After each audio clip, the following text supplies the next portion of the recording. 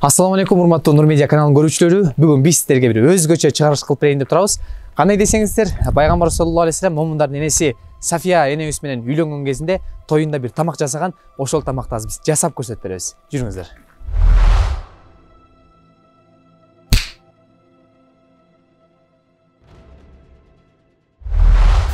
Ассаламу алейкум, урматтуу Нур Медиа каналынын көрүүчүлөрү. Бардыгыбыз идеал деп эсептей турган, үлгү кыла турган зат бул сүйүктүү пайгамбарыбыз саллаллаху алейхи вассалам.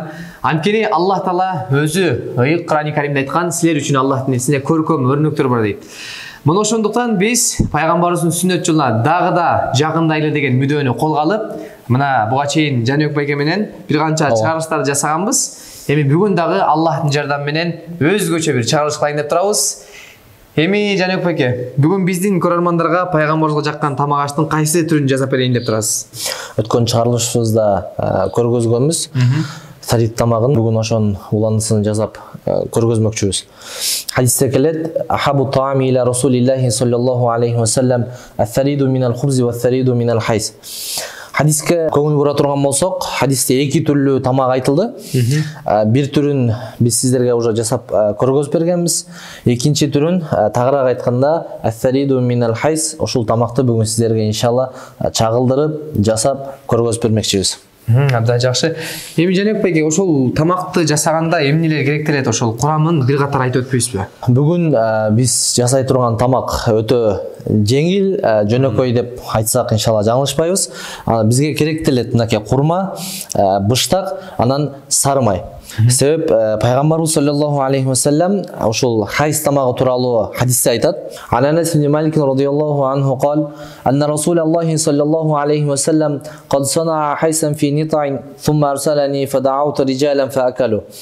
Анас ибн Малик радийаллаху анху айтып берет, пайгамбарыбыз саллаллаху алейхи ва саллям ошол хайс тамагын жасап туруп, анан мени чакырды дейт.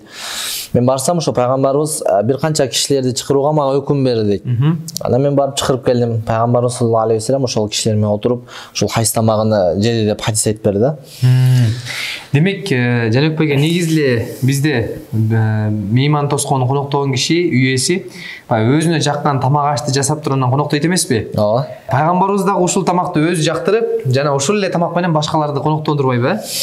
Ооба, негизинен пайгамбарыбыз аябай көп коноктосот эле да. Кечкурун мусапыр алыс жактан келгендер бар эле. Ошолорду пайгамбарыбыз өзүнүн сахабаларына айтат эле да, ким бүгүн ушул мусапырларды коноктогонго даяр деп алып кетишет эле да, коноктогон үйлөрүнөчү. Анан ошол кечинде мечитте калып калгандарыны пайгамбарыбыз алып барып өзү коноктоп икромлот эле пайгамбарыбыз. Машалла. Туугандар, баарыбызга бир пайдалуу маалымат Жаныбек байке өзү айтып өттү. Ушул жерден деле билсек болот пайгамбарыбыздын кулдун өзүнүн жогору экендигин. Андыктан сиздер даяр болсоңуздар, Жаныбек байке биз баштасак. Ооба, иншалла. Алгач курмабызды ажыратып, данегин бөлүп даярдап алайлы иншалла. Кана бисмилла.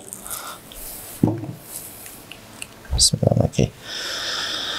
Бул курма тууралуу, тагыраак айтканда бул өзгөчө бир мөмө тууралуу сиздерге иншалла айта кетсек, бул мөмө өзүнүн тоюмдуулугу, жумшактыгы менен башка мөмөлөрдөн өзгөчөлөнөт.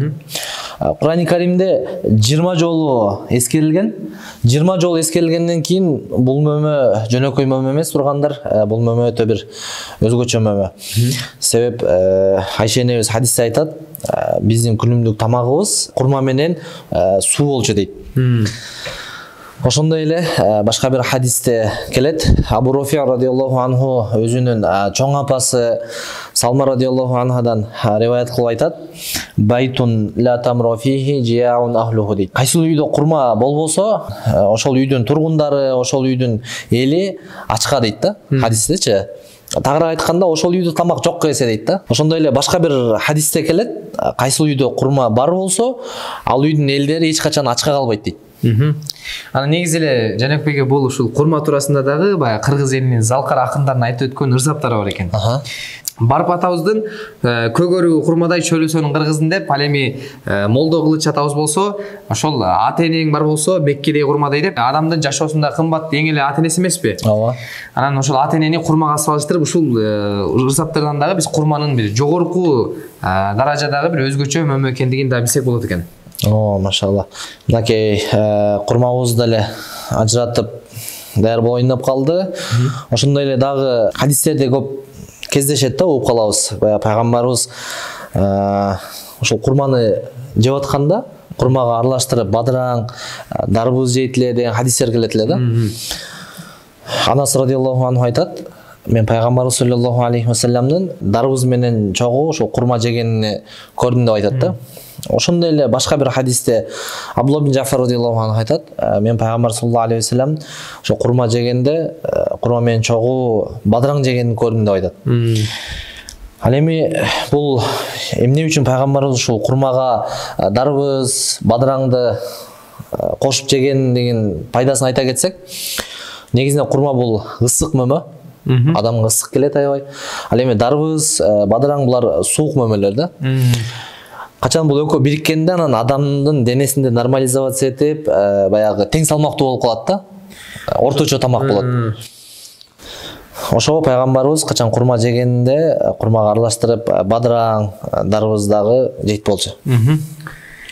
Курмадан кийин эми быштакты кошот окшойбуз, Ооба, мынакей буюрса курмабыз даяр болуп калды. Эми буга иншалла быштак кошобуз, анан сары майды кошобуз. Ошентип буюрса тамагыбыз даяр эле болуп калат иншалла.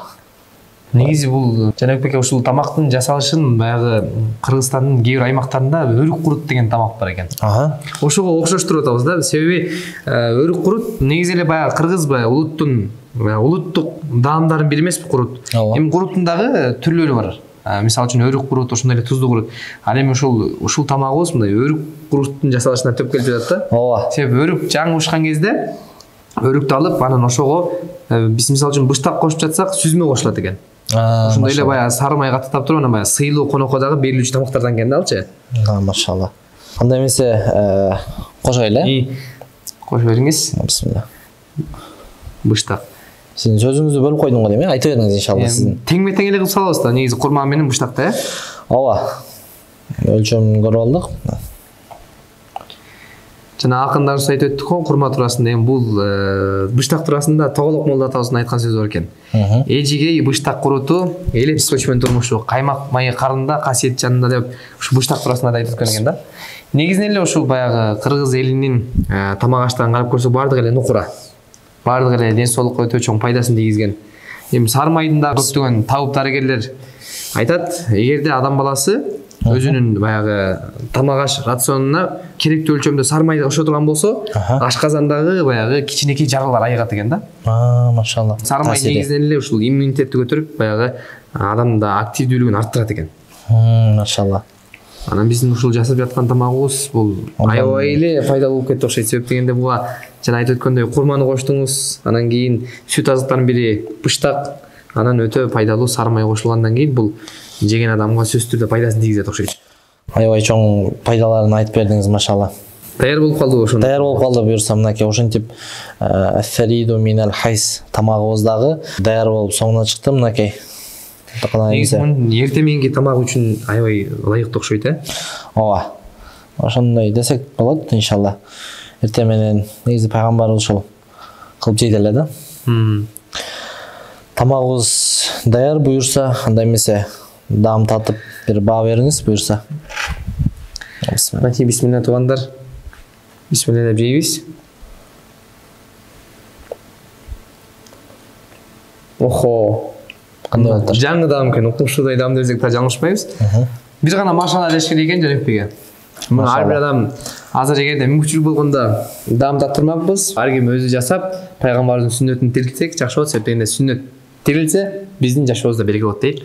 Чоң рахмат, сиздер менен Нур Медиа каналы болду. Эң акырында биздин каналга катталып, коңгуроон баскан унутпаңыздар.